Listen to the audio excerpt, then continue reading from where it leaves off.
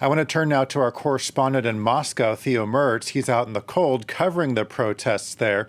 Theo, we understand that more than 1,000 people have been arrested today across the country. What's the situation where you are? Well, it's a very strange game of cat and mouse between the protesters and the authorities here. As soon as the organisers say they're going to rally in one part of Moscow, the police move in to shut it down. So at the start of the day, they said they were going to meet at Lubyanka Square at the headquarters of the FSB. That was completely closed. The whole centre of Moscow was completely closed. Some really strange scenes, empty city centre on a Sunday afternoon. Then it was moved to another spot. Authorities closed it down. Then it was moved to where I'm standing now, just outside several train stations.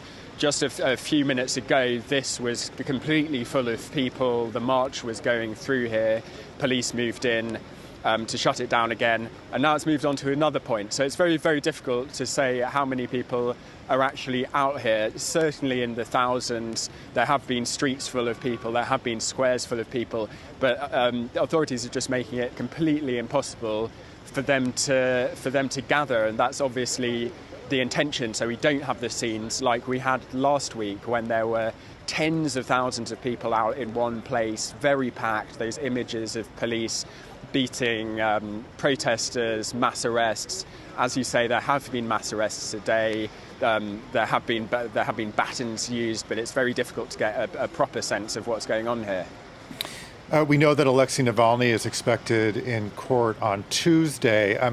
So what comes next in all of this?